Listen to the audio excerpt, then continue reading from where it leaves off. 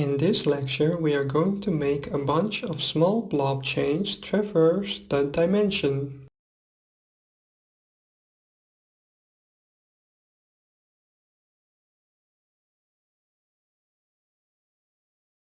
So, one frame of our final result of this lecture will look like the render of the left.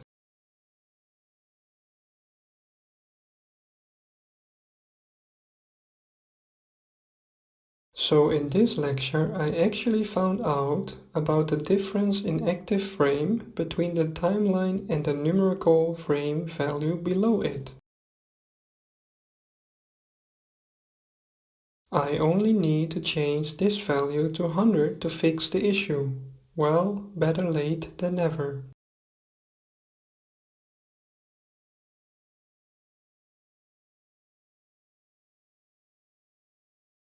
With only layer 4 and 7 selected, we can select one curved circle and the blobs that are on it, duplicate them and move them to layer 14. Make sure you check in edit mode of the curve to see if you will select the correct set of blobs.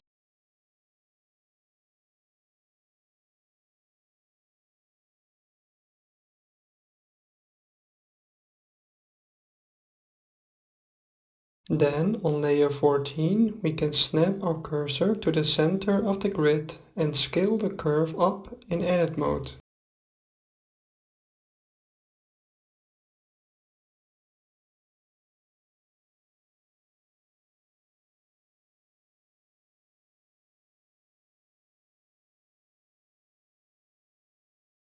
We can scale the curve so that it is around half the radius of our dimension sphere on layer 1.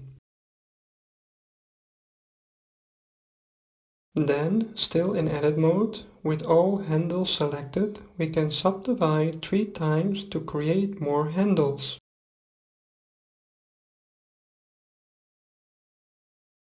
Then, we can select a random number of handles and move the selected handles slightly up and inwards.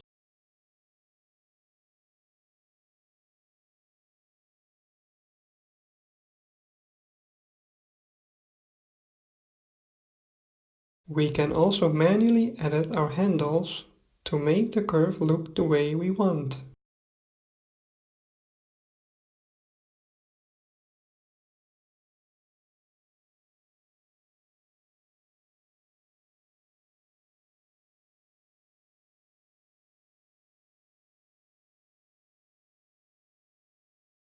Now, since our small blobbies are more distant from one another, we need to bring them back closer together on frame 1 and 2000 as they were before we scaled our curve circle.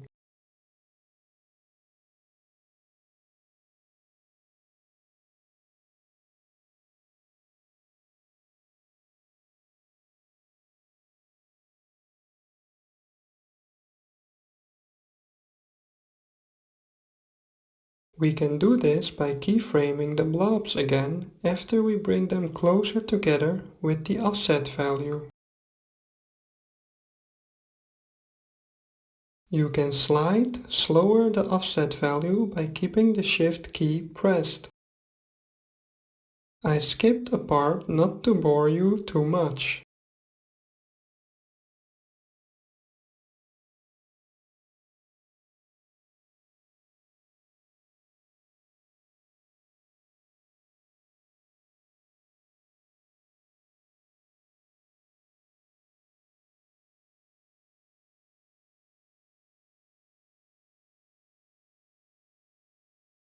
Then on frame 2000 we can do the same and bring our blobbies closer together, because blobbies stick together, like family.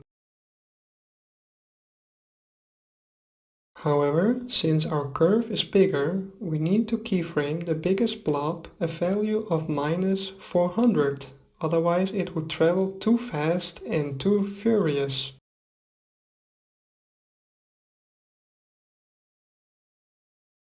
Then, for every other blob, we can put the value -400 and then manually move it behind its bigger brother and then keyframe it. So I just skipped a part, since it was repetitive anyway. So when we play back the animation, we see it is all fixed well. Now, to create more change, we can just duplicate everything and then adjust the handles using random select, scale and move on our duplicated curve circle.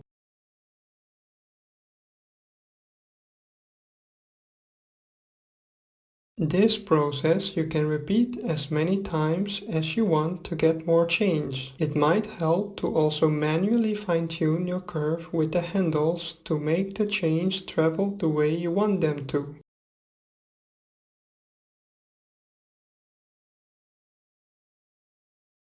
It seems our hooks are still influencing our curve. We can change this by removing the hooks with the Ctrl-H key.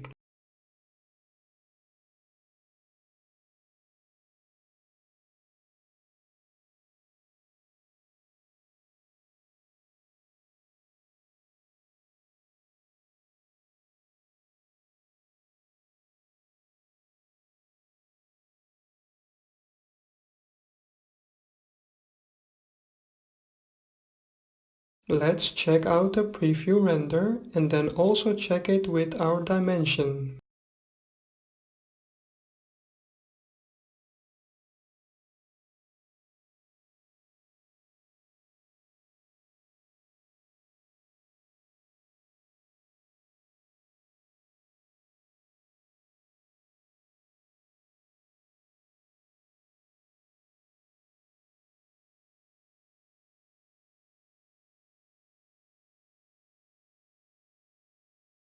For this video I am just gonna leave it at 2 change. After I will add some more on my own. I advise you to add more change as well and make sure the curves do not overlap, so that you give a nice effect to our blobby change.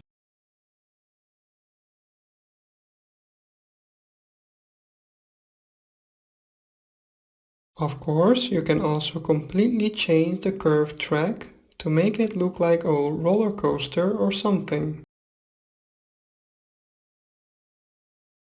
So let your imagination run free, after which I will hopefully see you in the next video where we will animate our dimension and central sphere.